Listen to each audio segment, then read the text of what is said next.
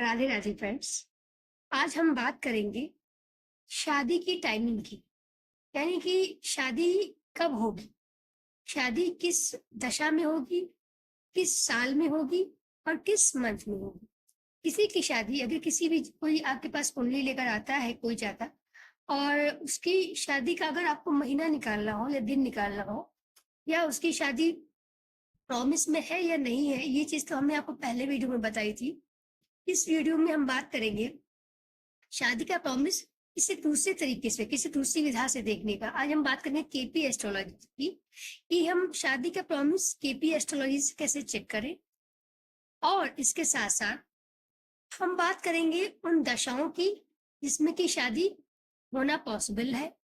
और तीसरी चीज हम ये देखेंगे कि शादी या विवाह की भूमिका में गोचर अपनी क्या भूमिका निभाते हैं। यानी कि जो ग्रहों का जो गोचर होता है, तो हमारे दो बड़े प्लैनेट से शनि और गुरु,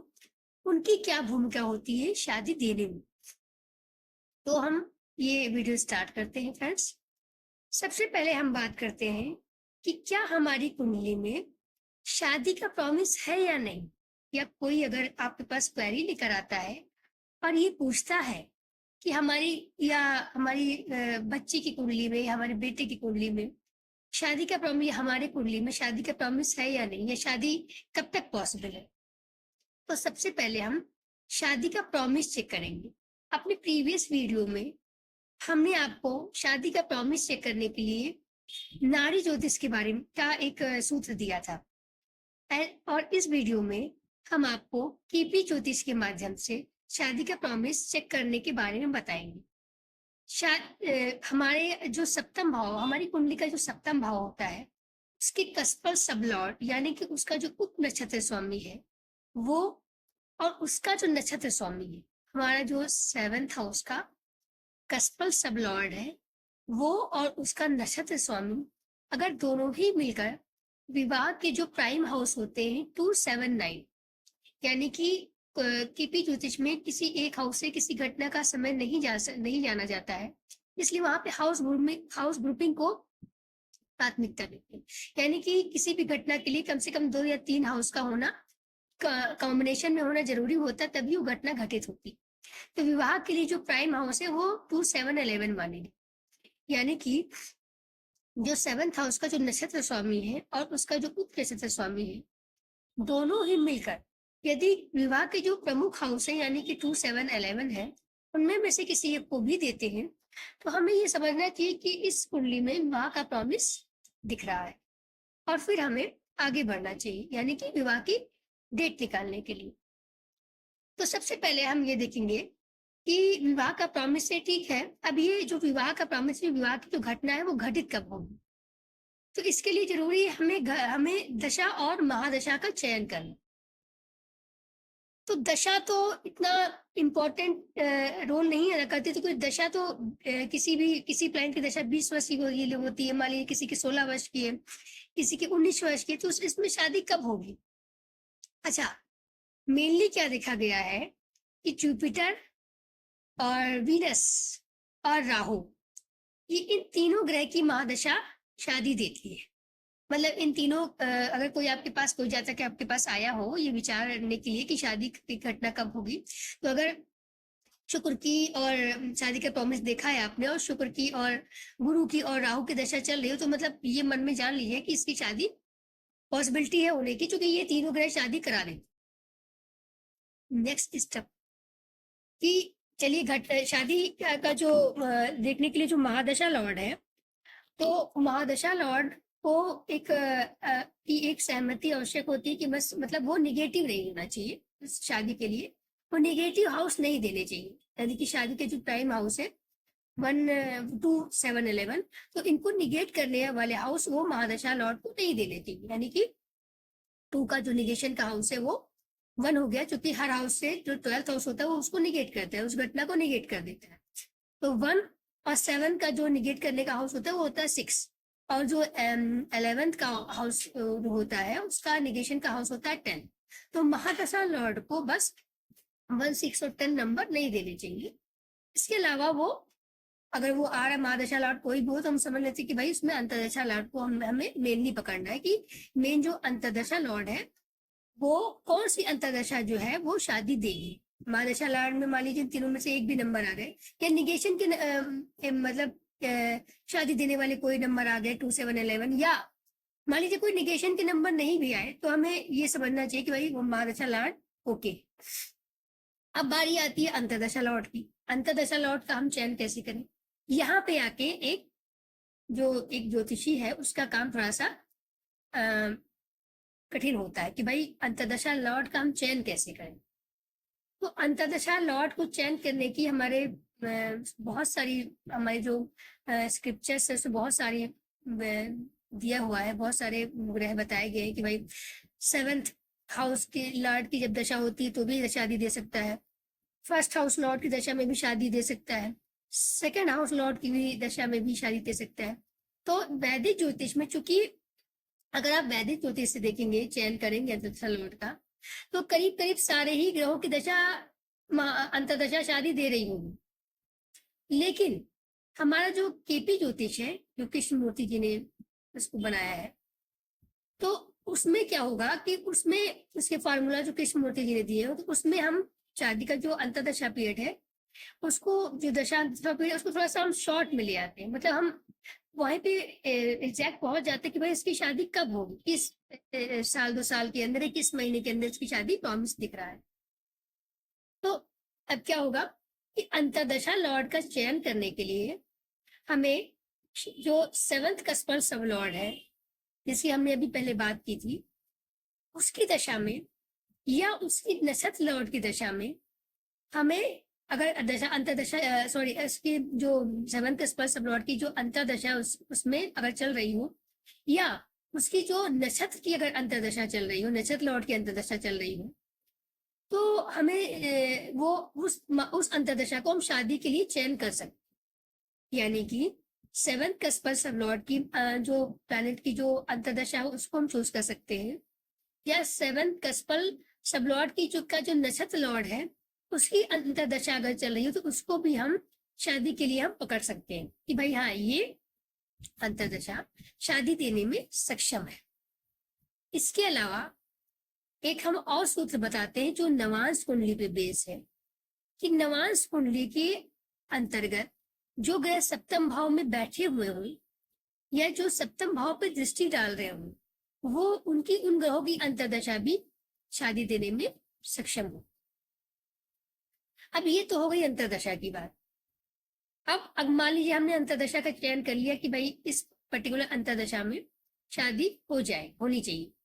तो अब कोई भी अंतर्दशा, मान लीजिए बुध की अंतर्दशा हो, ऑलमोस्ट 2 साल चलेगी, शुक्र की ऑलमोस्ट 2 साल चलेगी, गुरु की ऑलमोस्ट 1.5 से 2 साल चलेगी, है ना। तो इस अंतर्दशा में शादी कब होगी? अब इसके लिए हम सहारा लेंगे गोचर का, यानी कि ग्रहों के गोचर का। कौन से ग्रह शादी, कौन से जो मुख्य ग्रह है वो जब गोचर करेंगे 7th हाउस से या 7th लॉर्ड से, तो ये शादी की घटना हो सकती है। इसके लिए हम मेन 2 ग्रहों का गोचर देखेंगे, जो है शनि और गुरु। ये सबसे धीमे, शनि तो बहुत धीमे चलने वाले ग्रह है, तो 2.5 साल में एक राशि पार करते हैं, और गुरु महाराज को एक राशि पार करने में 1 साल का समय लग जाता है। तो सबसे पहले शनि हमें उस घटना को देते हुए नजर आने चाहिए, यानी कि शनि महाराज को, अब ध्यान से सुनिए, लग्न जो हमारी लग्न कुंडली है, तो शनि महाराज जब हमारे लग्न लॉर्ड को या लग्न में या लग्न को या 7th लॉर्ड को या 7th हाउस को, लग्न लॉर्ड को या लग्न को, 7th लॉर्ड को या 7th हाउस को, इन चारों में से किसी को जब शनि महाराज एक्टिवेट करेंगे, एक्टिवेट किस तरीके से करेंगे, यानी शनि महाराज इन चारों में से किसी एक पे दृष्टि डाल दे, क्या इन चारों में से किसी इन जो 2 ग्रह लग्न लॉर्ड या 7th लॉर्ड उस पे उनके साथ आके बैठ जाए जो नेटल चार्ट में बैठे हुए हैं, या लग्न में गोचर करने लगे या 7th में गोचर करने लगे, या लग्न लॉर्ड पे या 7th लॉर्ड पे दृष्टि डाल दे, तो हम ये समझेंगे कि विवाह इसी 2.5 साल में हो जाएगा, क्योंकि शनि महाराज एक राशि पार करने में 2.5 साल का समय है। इसके अलावा हम जुपिटर महाराज के अभी ट्रांजिट देखेंगे कि जुपिटर जो है, जो हमारे गुरु है, गुरु ग्रह है, वो भी लग्न लॉर्ड या लग्न या सेवेंथ लॉर्ड या सेवेंथ हाउस, इन चारों में से किसी न किसी एक को एक्टिवेट करना चाहिए। अब वो अपनी दृष्टि डालकर, जैसे कि हमने बताया कि गुरु की दृष्टि 5वीं 7वीं और 9वीं होती है, तो 5वीं 7वीं 9वीं दृष्टि में से किसी एक दृष्टि से या फिर ये इन चारों में से किसी एक को एक्टिवेट करते हैं, तो इसको हम शनि और गुरु का डबल ट्रांजिट कहते हैं। तो जब शनि और महाराज और गुरु महाराज जब अपने डबल ट्रांजिट से किसी इन दोनों लग्न को और लग्नेश को या सप्तम हाउस और सप्तमेश को, इन दोनों में से, इन चारों में से किसी दो को एक्टिवेट करेंगे, तो हमें शनि के अलावा जब गुरु ने भी एक्टिवेशन कर दिया, अपना एक्टिवेट कर दिया किसी हाउस पर, पर्टिकुलर हाउस लॉर्ड को या हाउस, इन दोनों में से, तो हमें ये समझना चाहिए कि हमें शादी के लिए अब 1 वर्ष का समय मिल गया। यानी कि जब शनि महाराज तो 2.5 साल का उन्होंने टाइम पीरियड दिखाया, अब जब गुरु ने एक्टिवेट किया तो हमें फिर 1 साल का समय मिल गया कि भाई हाँ, इसी 1 साल में शादी हो जाएगी। अब 1 साल भी काफी बड़ा टाइम स्पैन है, तो अब ये शादी 1 साल में कब होगी? इसके लिए हम अब शादी का टाइमिंग और पास लाने के लिए हम मंगल को पकड़ेंगे कि जब मंगल हमारे 7th हाउस से 1 हाउस पीछे या 1 हाउस आगे तक ट्रांजिट कर रहा होगा, तो हमें समझना चाहिए कि भाई अब शादी का समय 40-45 दिन पहले से हमें पता चल जाएगा। यानी कि जब शादी उसकी नियर आएगी, शादी होने का समय होगा, तो उसके 45 दिन पहले मंगल या तो 7th हाउस के जो पिछला हाउस है, यानी कि 6 हाउस से ट्रांजिट, मंगल का ट्रांजिट 6 हाउस से हो रहा होगा शादी के समय, या 7th हाउस में हो रहा होगा या 8th हाउस में हो रहा होगा, तो भी हमें समझना चाहिए कि भाई शादी किसी 40-45 दिन आगे या पीछे हो जाएगी। अब क्या होगा? अब हम शादी के समय और पास लाने के लिए हम सूर्य को पकड़ेंगे कि भाई सूर्य, मोस्टली क्या देखा गया है कि सूर्य महाराज का ट्रांजिट जब 7th हाउस के त्रिकोण में या 7th लॉर्ड से के ऊपर या 7th लॉर्ड के त्रिकोण में हो रहा होगा, तब हम शादी का समय 1 महीने का हम पकड़ लेंगे, भाई इसी 1 महीने में शादी हो जाएगी। तो जब सूर्य महाराज 7th हाउस के त्रिकोण में आ जाएंगे, यानी कि 7th हाउस में, 11th हाउस में और तीसरे हाउस में ये गोचर कर रहे होंगे, या 7th लॉर्ड से जब संबंध बना रहे होंगे, तो हमें समझ में आएगा कि भाई शादी का अब हमें महीना निकालना, और समझ में आ गया कि भाई महीना, इस महीने, पर्टिकुलर महीने में 10 दिन पहले या 10 दिन आगे शादी हो जाएगी। अब हम और समय करीब लाने के लिए हम चंद्रमा के ट्रांजिट को पकड़ेंगे। भाई चंद्रमा को प्रकृति माना गया है और सूर्य को पुरुष माना गया है, यानी जब चंद्रमा किसी भी घटना के होने में प्रकृति पुरुष की भूमिका बहुत अहम होती है, कि जब तक किसी भी घटना को सूर्य और चंद्रमा एक्टिव मिलकर दोनों एक्टिव नहीं करते हैं, तब तक वो घटना घटित नहीं होती। तो अब हम पर्टिकुलर दिन का समय निकालने के लिए हम चंद्रमा को पकड़ेंगे कि भाई चंद्रमा या तो 7th लॉर्ड से या 7th हाउस के या शुक्र से, इन तीनों में शुक्र से या 7th हाउस से या 7th लॉर्ड के त्रिकोण में गोचर करना चाहिए। मेनली हम शुक्र को ही पकड़ेंगे, क्योंकि शुक्र होता है वो शादी का कारक होता है महिला जातक की कुंडली में भी, और पुरुष जातक कुंडली में वो तो खैर पत्नी का कारक है, लेकिन मेनली शादी का कारक वो नॉर्मली दोनों के लिए हम देख सकते हैं। तो शुक्र से या 7th हाउस से, जब भी आपके नेटल शुक्र से, नेटल आपकी जन्म कुंडली में शुक्र जहां बैठे उसके त्रिकोण में या उसके सामने या उसके ऊपर जब भी चंद्रमा का ट्रांजिट हो रहा होगा, तो हमें वो दिन पकड़ में आ जाए कि वो पर्टिकुलर इस 2 दिन के अंदर शादी घटित हो जाएगी। तो इस तरह हम शादी का प्रॉमिस देख सकते हैं और शादी की टाइमिंग को फिक्स कर सकते हैं कि पर्टिकुलर जातक की शादी इस महीने इस दिन हो सकती है। अगर आप लोग को मेरा ये वीडियो पसंद आया हो और आप लोग को शादी की घटना, शादी जैसी महत्वपूर्ण घटना को निकालने में या जानने में बहुत लोग उत्सुक रहते हैं, भाई मेरी शादी कब होगी या मेरी संतान की शादी कब होगी, किस ईयर में होगी, किस महीने होगी, तो उनको आई थिंक मेरा ये वीडियो से काफी हेल्प मिलेगी और वो ये प्रयास करेंगे, ये समझने में ये वीडियो सहायक होगा कि उनके संतान की शादी या उनकी शादी कब पॉसिबल है, कब होना कब पॉसिबल है, वो ये समझ जाएंगे अच्छे से।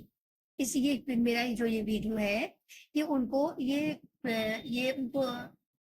मेरा ये वीडियो उनको ये समझने में बहुत सहायक होगा कि वो शादी की घटना को वो कब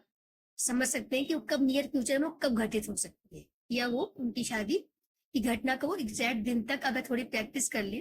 तो शादी की घटना के एग्जैक्ट दिन तक वो पहुंच सकते। Thank you. राधे राधे।